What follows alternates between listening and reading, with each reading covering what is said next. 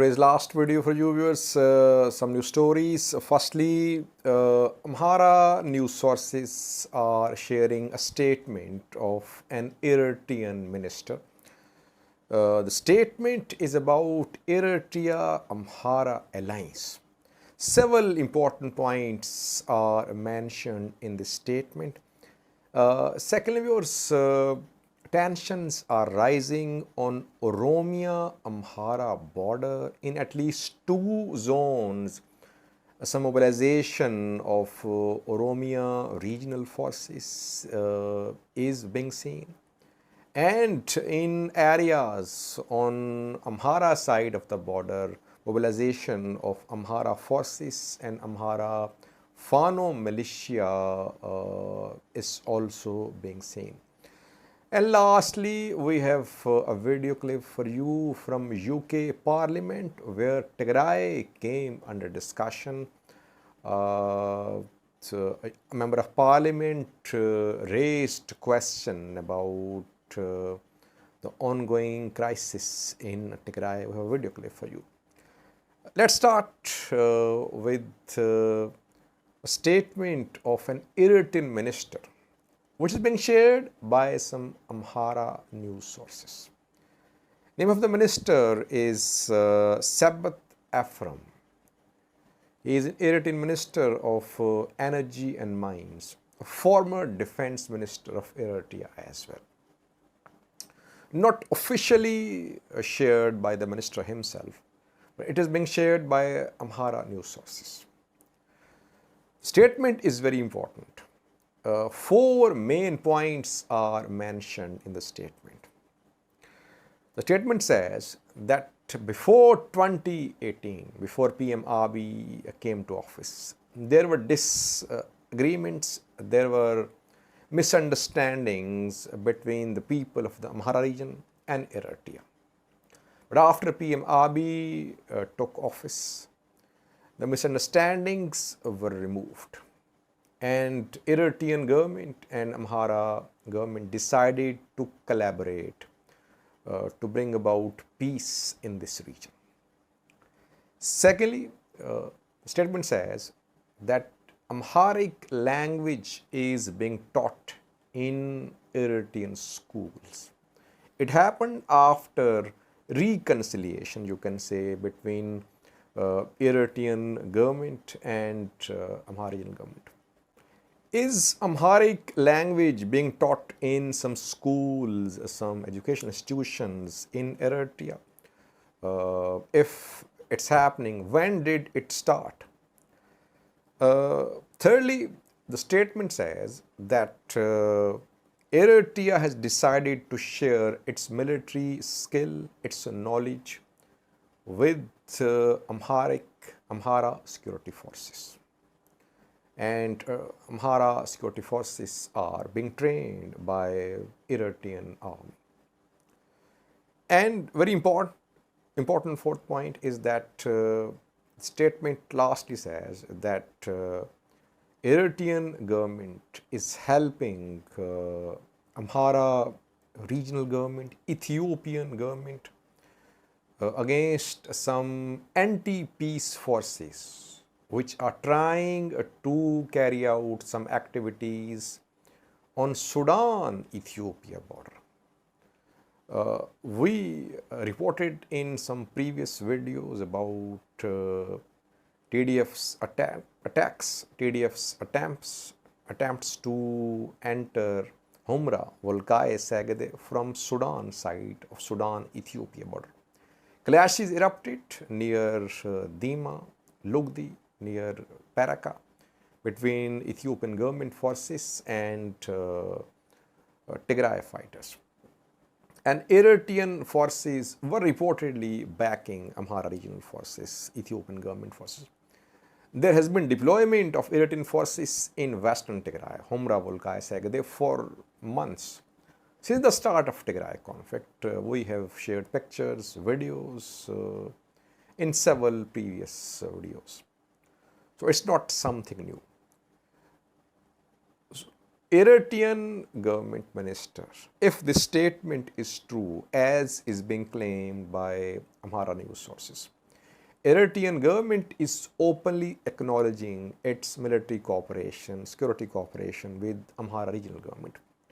It's not a secret.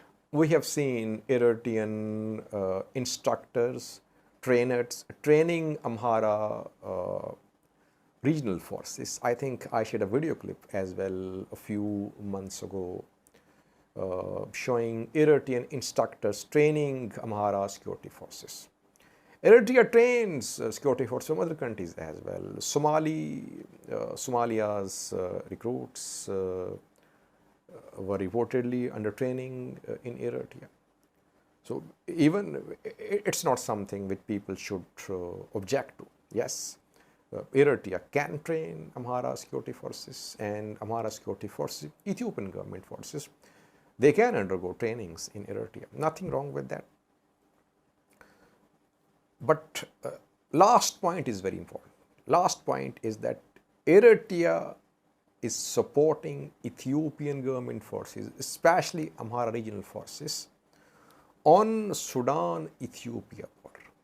So in case of any large-scale attack from Sudan into Western Tigray, Humra Volkai Sagade, Eritrean forces will intervene.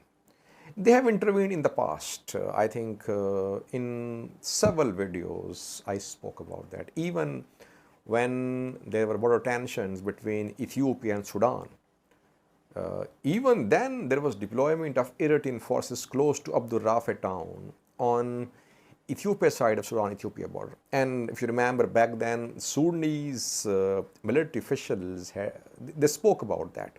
They accused Eritrea of backing militarily Ethiopian government forces. So Eritrean military deployment along Sudan-Ethiopia border on Ethiopia side of the border, it has been seen in the past as well. What we can conclude, viewers, is that Amhara-Eritrea alliance, not something new, but it is now being confirmed in a way that Eritrea and Amhara government officials, they are openly acknowledging this military cooperation. Target is TPLF, no doubt about that. Both have common target, and that is TPLF. To contain TPLF is one of the targets of this military alliance. Yes, if this alliance is for building Amhara security forces, Ethiopian security forces, nothing wrong with that. But this alliance should not lead to some new conflict in Ethiopia. If it happens, it would lead to another phase of deadly conflicts, deadly conflict in Ethiopia, in this region. Secondly, viewers, Oromia-Amhara border. A few days ago, clashes erupted there in Minjir Shinkora Boreda, and there we saw that more than 24, I think, security officials of Oromia militia and 2 federal police officials were killed. Oromia regional government issued a very strong statement a few hours ago, yesterday, and it said that extremist forces were operating in the name of Amhara region, and Amhara media was spreading hate. Now, we are receiving some reports, we have received some reports about mobilization of forces on both sides of Oromia-Amhara border. Mobilization is being seen firstly in East Shiva zone of Oromia region, Fentale, Metihara, and on Amhara side of the border, deployment of Amhara militias, Amhara regional forces is being seen in Minjir Shinkora and other places close to Oromia-Amhara border. Secondly, Dera Voreda, which is in North Shua zone of Oromia region, it has also been a place of confrontation, a place of clashes between Oromo and Amhara militias in the past. And once again, tensions are rising close to this Voreda as well. Amhara news sources are claiming that Oromo Liberation Army is deploying its fighters close to the Voreda, and OLA wants to attack Dera. Dera has presence of both Oromos and Amharas. Oromos and Amharas, both ethnic group members live in Dera. And Dera is connected with Addis Ababa as well through a main road. Reportedly, this main road is blocked now. Who blocked it? Some say that OLA fighters, they have blocked it, and they are consolidating their positions close to Dera, and tensions could rise in or near Dera in coming hours or coming days.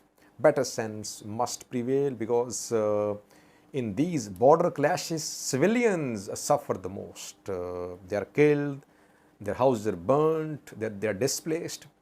The matter should be resolved peacefully, other than through these military means. Lastly, viewers, we have a video clip for you from UK's Parliament, where UK Member of Parliament raised questions about Tigray. He said that Ukraine-Russia conflict should not make the people forget what's happening in Tigray. No aid, viewers, in Tigray has entered in the past 24 hours. Just, I think 20 trucks have arrived so far, 21 trucks, confirmed by Dr. Tedros of WHO. 20 trucks, 1 fuel tanker, and a few ICRC vehicles carrying some medical aid. No aid other than these 21 vehicles, 21 trucks. And truce was announced around 10 days ago. We're trying to find some information from the ground about this delay, this slow speed. Hopefully in coming hours we'll update you about the real cause behind the slow pace of the aid delivery to Tigray. Watch this clip from UK's Parliament. Thanks for watching. In Ukraine, that the world could forget what is happening in Tigray, where for 17 months there has been a conflict which, as the Noble Order said, has led to the mass starvation of almost 7 million people, where blockades have been used in order to starve people to death, and where rape has been used as a weapon of war.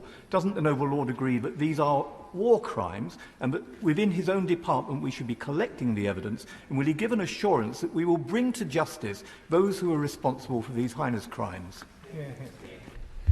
My Lords, what I can give the assurance on the Noble Lord's final point is we will do all we can to bring these perpetrators to account, irrespective of where the conflict is.